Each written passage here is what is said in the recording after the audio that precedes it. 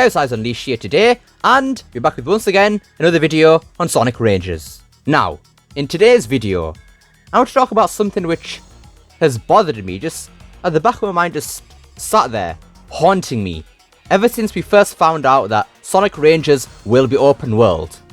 Or so we assume, because we haven't really been told that by official news or anything. We've just been assuming it from leaks and reading between the lines in Izuka's interviews, but you get my point. So yes, in today's video, we are going to be discussing whether Sonic Rangers is over-ambitious. So, without any further ado, ladies and gentlemen, boys and girls, let's discuss whether Sonic Rangers is over-ambitious. Starting off, my first point is, Sonic Team haven't really proven they can make a good game yet.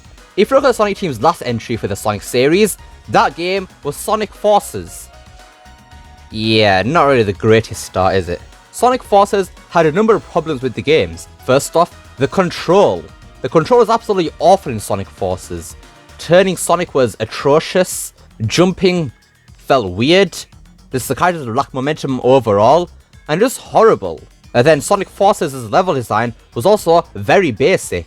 Although there were some signs that the level designers could do good level design, say Mortar Canyon, Null Space, and Network Terminal, and to an extent, the classic Sonic stages. That was only in a small minority in Sonic Forces. 75% of Sonic Forces were just bare bones level design, automation, terrible controls, and then the length of Sonic Forces 2. I think Forces probably breaks the record for the shortest 3D mainline game like ever. And I know that you can actually speedrun Generations quicker than you can speedrun Sonic Forces, but if you're just looking at the length of stages and just the game overall in regular playthrough, Sonic Forces takes the cake for the shortest game ever. And if we're basing Sonic Rangers off what we've seen in the past, which is Sonic Forces, that really doesn't give a good impression at all, does it? I have so much respect for Sonic Team for actually trying to attempt doing an open world Sonic game, but you can have all the ambition in the world, but if the ability and capability isn't there, it's just going to end up as a flop, which is what we don't want, obviously. My second point is once again relating to Sonic Forces, but if Sonic Team can't make a good linear game like Sonic Forces, how on earth are they going to make a good open world game? It just makes no sense at all to me. In order for Sonic Team to move on to open world games first, they need to prove to us fans that they can make a good linear game. Sonic Forces was not a good linear game at all. It was mediocre at best. And while yes, I do enjoy Sonic Forces for what it is, and many others do, that still should excuse Sonic Team for putting out such a mediocre mess of a game. If Sonic Forces was an amazing game with brilliant level design, length, control, I would have no problems at all with Sonic Team attempting an open world game, because it makes sense. They would have mastered linear games as a whole, and then taken that a step further to open world. But at this point, we really can't trust Sonic Team enough to make a good open world game after Sonic Forces. It's just a bit bizarre to me at the idea of them attempting an open world game. While from the leaks we have heard that there are some cyberspace levels in the game that are more boost, like Sonic Forces for example, you still have that open world area. Sonic Team couldn't even fill the stage of Sonic Forces properly. There was just straight lines with nothing to do, and if you can't fill a straight line properly, how on earth are you going to fill an open field? We can't just have an empty open field with absolutely nothing to do, because it'll just get boring really quickly. We need substance in our Sonic games. My next point has to do with development of Sonic Rangers. Will Sega rush Sonic Team once again? Now we know Sega has a history with rushing out games without even at their full potential yet and finished. Sonic Colors also being the most recent example of that.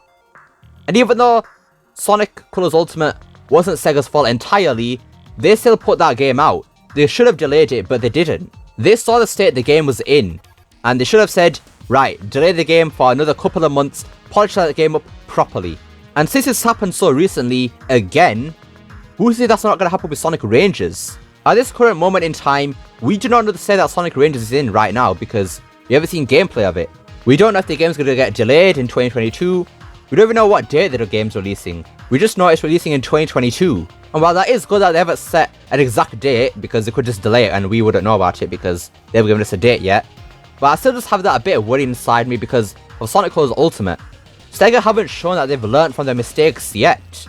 But I can't back Sonic Team up here because Sega and Sonic Team are two different things here. So maybe Sonic Team will want to take as much time as possible on Sonic Rangers, but the problem here again is that Sega publishes these games. They say when the game comes out and when it doesn't. Sonic Team just make the games. But as well as Sega rushing Sonic Team to get this game out, what about COVID as well? There's no doubt that's obviously affected development quite a lot. Now, even though Iizuka has said that COVID hasn't affected them at all, I think he's just saying that just so us fans don't lose faith in them. I mean, obviously COVID's gonna affect them, like how would it not? We already know that COVID affected Sonic Colors Ultimate's development too. That's why the game was delayed so far. So the same thing could happen with Sonic Rangers too. And the case with Sonic Rangers is even worse because this is the mainline big budget Sonic game, not a small spin-off title like Sonic Colors Ultimate. This is the game that Sega's want to put all big bucks into it. They want it out as fast as possible to generate as much revenue as possible. Final point about development here is budget. Budget is something which has been very low with Sonic from the last decade.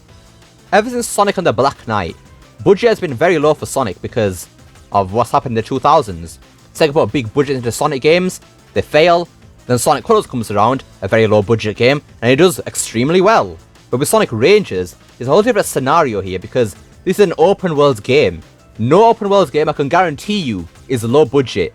Sega need to make sure they give a Sonic Team the biggest budget they possibly can for this game, so that it's as great and polished as it possibly can be. My next point is, Sonic Rangers being an open world game is quite a big jump for Sonic, especially for the current Sonic Team. Sonic Team really haven't had that much experience with open world all that much. They seem they're doing hub worlds and stuff in Sonic Adventure and Sonic 06, but not truly an open world. Sonic Rangers is going to be an extremely stressful game for the people at Sonic Team working on it. They've never made an open world game before. The open world genre for Sonic is going to be a big challenge for Sonic Team. Not just because it's open world, but because it's also Sonic the literal Hedgehog. He's a speed-based character and can run through massive fields within seconds. It's way easier for other franchises like Legend of Zelda, Mario, because they're much slower characters compared to Sonic. They can make a massive field that could be filled to the brim with lots of things to do. Whereas if you put Sonic into that world, he's just going to run through it in a matter of seconds because of how fast of a character he is. For Sonic Rangers, it's going to take a lot of time and resources for Sonic Team to create an open world that will account for Sonic's speed. The world will need to be big enough and filled with enough things for Sonic so that 1, it doesn't feel extremely small, and 2, it doesn't feel extremely empty at the same time. I think people are really underestimating how hard it's going to be to develop Sonic Rangers than it actually is. In my opinion, I really don't think that 2022 is like a really set date for this game. I think it might just be an estimation of it. For all we know, the game could get delayed to 2023, and from leaks and stuff we've been hearing, that is probably going to be a likely occurrence, so yeah. Anyways, that wraps it up for today's video. So these are all the points why I think Sonic Rangers might be over ambitious. Now don't get me wrong, I definitely want Sonic Team to have ambition in our Sonic games again. We need that. It's been lacking for the last decade or so now. But that has been I just feel a slight bit of worry for Sonic Team in this. I'm just really hoping that Sonic Team know what they're doing with Sonic Rangers, because any slip up and it could be lights out. But what do you guys think of this topic? Do you agree with me on these points? Let me know down below. I'd love to see your guys' thoughts and opinions. I hope you enjoyed this video. Don't forget to like, share, subscribe, especially that last one. Don't forget to become Unleashed by hitting that join button down below. And remember, it is not necessary. And I'll see you all next time. Peace!